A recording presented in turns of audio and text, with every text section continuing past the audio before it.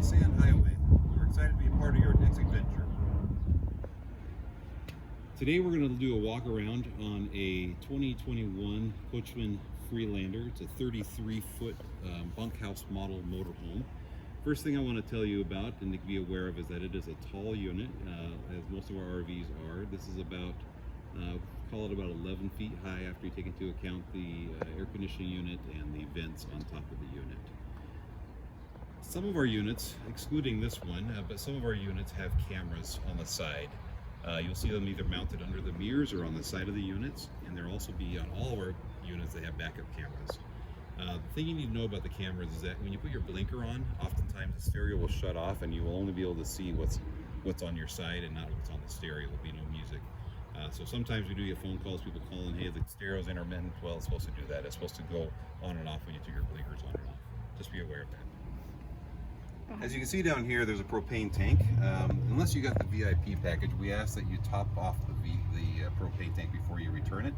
The most gas stations will do the work for you. All you have to do is pull up and they'll do the rest of it. But just so you know where it's at, it's located right here on this unit. And just be aware of all the units could be a different location. Here's the generator, and I just want you to know where it's at in case there's a need to do any kind of troubleshooting. But most of the generator is going to be controlled from inside of the unit. But just so you know, this is where it's located. Right here is our power. All but two of our units are going to be 30 amp service. And if you get to your campground and you need to plug in, this cord will be in the storage compartment in the back. All you're going to do is you're going to twist and lock, plug it in, plug the other end into your campground, and you will have power. Right here are our water hookups. So we have our city water. So if you're hooked up at a campground, this is where you're going to plug in the water. And then right here is our backwash for flushing out the black water tank. You don't need to worry about dumping the unit necessarily. We will do it for you when you return it. But if for some reason you wanted to dump it or needed to dump it and you want to backwash the unit, this is where you connect the hose to do so. Also right here, you're going to see a coax cable hookup for satellite or cable if the campground has it.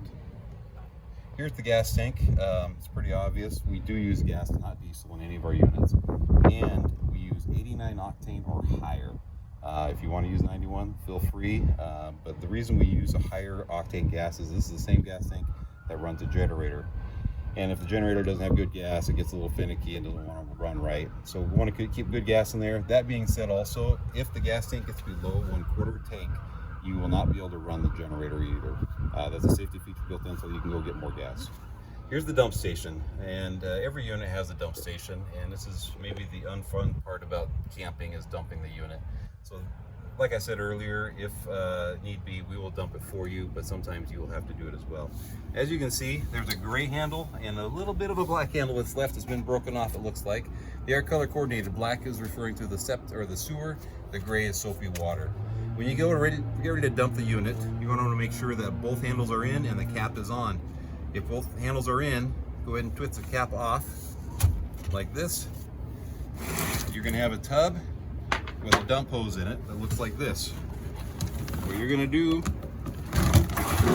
you're going to take this end of the hose, put it on here, twist it on until it locks into place, put the other end into the ground, into the dump hole, whatever it is. Oftentimes there will be a little flap that holds it in place to make sure it doesn't go anywhere. Once you got the hose connected, what you're going to do is you're going to pull the black handle like that, and it will dump all the sewage out of the unit. Once it's empty, go ahead and pull the gray handle. The reason you do that is that the gray is just soapy water, and that washes the hose out with soapy water. That way the hose doesn't stink. Once the gray is empty, the black is empty, go ahead and push the handles back in and undo the hose and put the cap back on. By law, you need to have your handles in and the cap on when you are traveling. Every one of our units has a storage compartment, and in that storage compartment we put certain items in there. As you saw, I had a tub that had the dump hose in it, so there'll always be one tub with that. There'll always be a clean hose, as you can see here. There'll always be a sand mat in there as well to put out in front of your door to keep the dirt and sand out of the unit. Oftentimes you'll see ramps that are used to keep make the unit level. We also have an adapter over here for your power. So if for some reason you need to plug in at home, or the campground doesn't have a 30 amp service, you can use that for a 120 service. Also have tire chocks if you need it. One thing to make sure of when you are traveling is that you shut and lock all compartments before traveling. You don't want these things flying open and your personal belongings flying down the road. So make sure you lock it and latch it before you go down the road. As mentioned before, this unit has a backup camera, so when you put it in reverse, you'll be able to see behind you pretty clearly. Also, you'll notice that this unit doesn't have a ladder. Most of our units, we've removed the ladders on purpose, as we do not want you on the roof. If for some reason there's still a ladder on your unit, please be sure to not go on the roof. There's nothing for you to do up there. Most of our units will have outdoor power outlets, just so you know, and these are usable if you're plugged into 30 amp service at your campground, or if you have the generator running. This is nice for like an outdoor TV or outdoor entertainment purposes. Also, there's a coax service right here. Again, I don't know why they're on both sides of the unit, but usually there's going to be one on both sides. Down here, you're going to see an exterior solar panel hookup. This doesn't have an exterior unit, but if you want to bring one with you when you go camping, you're welcome to do so. Most of our units already have solar built in. So here you're going to see the battery switch. They don't always look like this, but they're usually similar to this. And you'll see that currently the battery is on, and that is the only reason we have lights on inside. If the battery was off, obviously we wouldn't have any lights on inside. Also, you have to have this switch on in order to have lights turned on inside, and there's a patio light, which is an LED light right underneath the awning. Speaking of the awning, this is the control for the awning. To go in and out right here, it's pretty easy, you just toggle it. I'm going to go out just a little bit so you can see that it's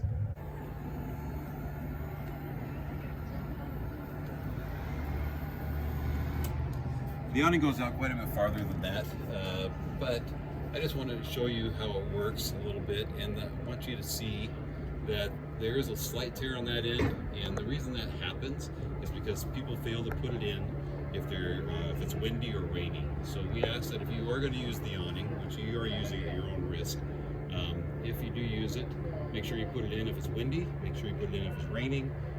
When you go to bed at night, put it in. If you're going to leave the campsite for a while, put it in. We actually recently had a renter with a toy hauler of ours went hunting, left the awning out in the morning, came back, and the awning was completely torn off because of a wind gust that came up and tore it off while he was out hunting. To know that a lot of times, if the keys are in the ignition of the truck or the vehicle, you're not going to be able to put the awning out. And also, if the awning is out, you're not going to be able to start the car either. That's a built-in safety feature on most units, but just so you're aware that's how that works. On some of the units, they have just electric refrigerators. In order for that refrigerator to turn on, you have to flip this little switch right here to turn on the refrigerator. And you heard it beep there briefly, just so you know that means that the refrigerator is ready to function, and you have to go inside and make sure that it's on as well. So here's the control panel, and most RVs are going to look very similar to this. In this particular unit, you can see the gauges are controlled by these buttons right here. The LPG is referring to the gas, or I'm sorry, the propane that's on board. It's 2/3 full. So this will be full before this particular unit leaves. We always send them out full, and we ask that you bring it back full as well. And again, unless you have the VIP package. Battery will be fully charged. It's unplugged right now, but it will be fully charged before you leave as well. Freshwater tank will also be full. It's 2/3. We'll top that off before this unit goes out. Black is empty, gray is empty, and those will always be empty before you leave. These can come back full if need be. If you want fresh water to come out of your water features, your faucets, your shower, your toilet, you're gonna have to turn the water pump on if you're not connected to water at your campground. To do that, you're gonna push this little button, and you're gonna hear the unit pressurize. Once it does so, you will have water at your faucets, just like that. Now, if you want hot water, you need to turn on the hot water heater. Some of them will have an electric option, and some will have a gas option. This one is automatically going to detect which one it's connected to, and we'll connect to one of those. So it'll have hot water. You turn that on. It's going to take about 15 minutes before you have hot water. Next thing I'm going to talk about is the generator. The generator is controlled right here, and as I prime it, you push this prime button down. And when this light turns blue, that tells me the generator is primed. I usually wait a couple more seconds. Once it's primed, you're going to go up here and push the start button. Hold it down until it starts.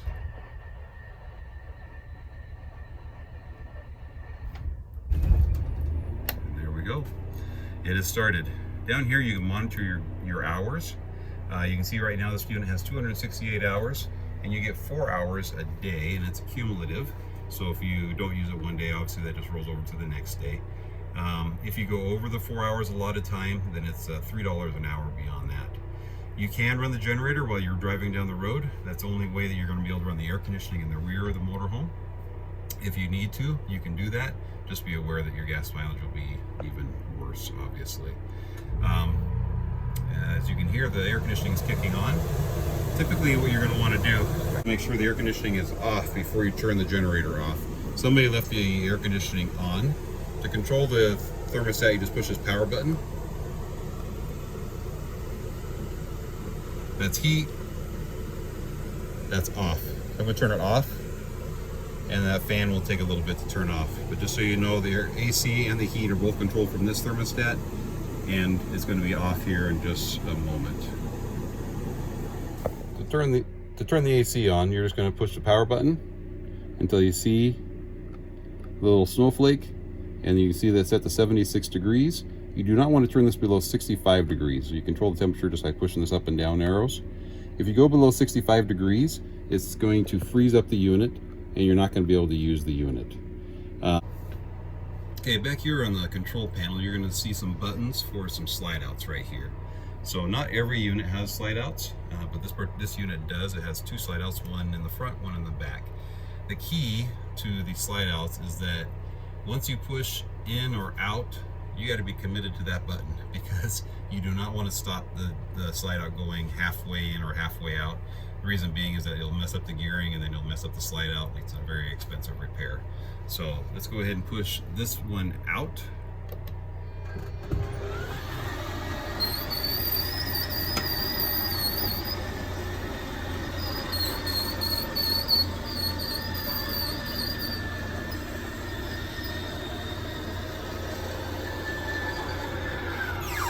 It'll stop automatically once it's there. I'm going to do the back one out.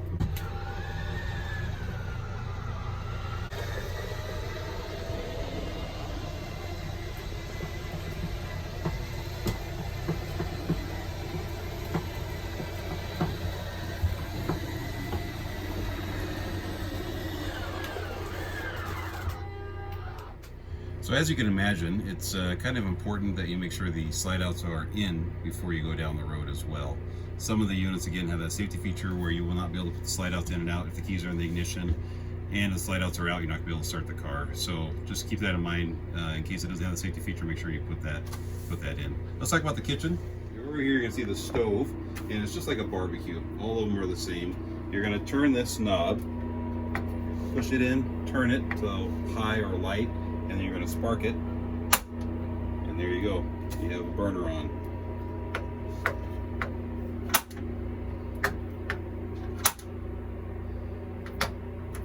If the unit has an oven, there'll be another knob over here for that. And you just need to know that with ovens, you need to push down that prime button for a good minute before you spark it in order for it to start. Most of our units are going to have some kitchen basics, including a coffee pot and a toaster, as well as some other kitchen basics, spatulas, spoons, and so forth. So you'll notice that the microwave is blinking. Obviously it means it's on, ready to be used. It can only be used if you're plugged into power at your campground, or if you got the generator running. The two things that really require a generator or power hookups is the air conditioning and the microwave. Otherwise you can run off of batteries for quite some time. Okay, most refrigerators and RVs have 2 power sources. They have either propane or they have electricity options. When they have those options, the refrigerator will detect automatically which one to use. The way to do that is to turn it on like that. And then right here you can do auto, or you can do it just gas. There it's on auto, there it's just gas. See, the button will tell you if it's out, then it's gas, if it's in, it's auto.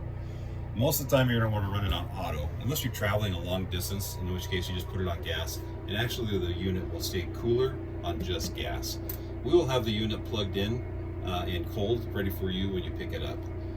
So there are 2 units we have that are just electric. They run a little bit different, and they will take a little more explanation.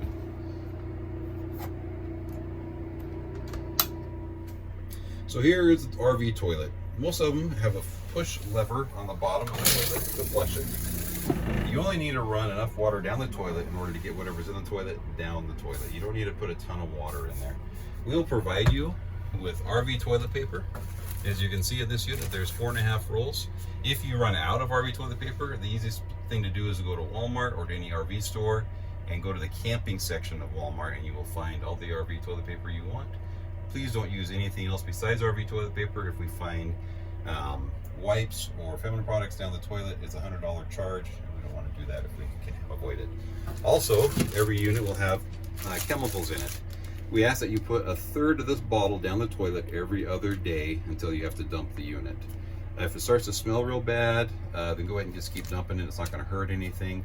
But please do use the chemicals. It helps make our job easier when it comes time to dump it. Again, if you run out of the chemicals, you can pick that up at a Walmart or RV store. Again, go to the camping section. Okay, in an RV, you want to try to avoid long, luxurious showers. You want to take what I call military-style showers. And what that means is you get in the shower, you get wet, turn off the sprayer up here, get lathered up, and then turn on the sprayer and spray yourself off, and then call it good. You just want to conserve your tanks the best as possible. Otherwise, you're going to fill up your tanks, and it's never fun to have your tanks full when you need them to be empty. In this unit, in every unit, there's going to be a GFI switch somewhere in it. Usually it's in the bathroom. As you can see, it's got a little button reset right there. If for some reason there's a power issue in the unit, go ahead and reset it just by pushing the button on there, and usually that will solve most power problems. If that doesn't solve your problem, there is also a breaker box, which I'll show you here in a second. So as you can see right here is a breaker and fuse box panel. And if there is an electrical issue that doesn't get solved by using the GFCI that's in the bathroom, then you can go ahead and check these, make sure nothing's popped here, and you can check the fuses right there.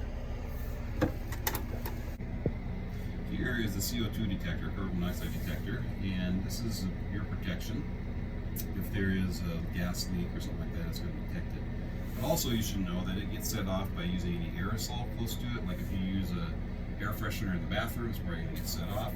Or I've had people set their shoes by that detector and it will set it off as well. So just be cognizant of that. And if it does go off, just air out the unit the best you can and make sure the gas is turned off, and you'll be okay. So depending on how many people are going to be sleeping in the unit, there's usually a lot of ways to make beds. Obviously you always have a master bedroom. In this unit it's a queen size bed. In other units it could be a full size bed. In this unit you also have a bunk beds option. So what you're going to do to make a bunk bed is that you can pull these little pins, lay this down on the level here, and then you'll have one bed there, and then this table, you pull the legs out and then set the tabletop on these little ledges right here, put the cushions into place, and you have 2 beds right here, perfect for a couple of kids. A couple of other bed options in this unit, in most units, is that the dinette will make to a bed. In this one, you're going to take the legs off again like the one in the back, put it down on the ledges, put the cushions into place, and you have a good sized bed there. And then the couch, it makes to a futon by just lifting up and flattening it out, and you have a nice sized bed there. The couch also has seat belts in it. If you lift it up and look underneath, you'll find some seat belts. As far as seat belts in the motorhomes and traveling with seat belts, every state is a little bit different, but my recommendation is if you're sitting down while traveling, you should have a seat belt on. It is okay to get up and wander around, get a drink of water, or use the restroom while you're traveling in a motorhome, but when you're sitting down, just have a seat belt on. Most units also have seat belts in the dinette as well. Okay, one other bed option in motorhomes, you're going to have a bed above the cab. Some units will have a safety net you can put up there, which allows people to travel up there while going down the road, but this unit does not, so I wouldn't recommend traveling up there. But it is actually one of the biggest beds in the unit, is that bed up there. It's over a queen size bed. You also see the TV up there, and then you have a DVD player down below. Then in every unit, we're going to have a curtain that's used to be put in front right here for privacy. It just velcros onto these little spots. And in some units, you see in that cupboard an inverter, which allows you to watch TV while you're going down the road. This unit does not have an inverter on it though. All right, back here at the panel, to turn the generator off, all you're gonna do is hold down the stop button until it's all the way turned off. And as you can hear, it is off. Just as a reminder, make sure you turn the water pump off if you are below 1/3 tank or if you are traveling. Also, you don't need a water pump on if you are hooked up to city water on the outside of the unit. Camping is an adventure. everything in the units when you leave will be working, and we will be testing it in order to make sure it does so. But that doesn't mean as you travel this house down the road that things can wiggle loose and maybe not work 100% when you get to your destination. If that is the case, we invite you to use this cheat sheet with quick tips on it. A lot of good information. We've done small print so we can put a lot of information on there, front and back. If this doesn't answer your questions, we encourage you to use Google, use YouTube, refer back to this video. A lot of times I've answered a lot of questions in this video itself. If that doesn't answer your questions, in your paperwork there is an after-hours phone number which you're welcome to send a text to after you've exhausted all your resources. Send us a text of the unit number, your name, and a brief description of what's going on. And please save that for emergencies. If there's a little screw loose or something, then we'll take care of that when you get back. If it's a serious issue, then please let us know as soon as possible.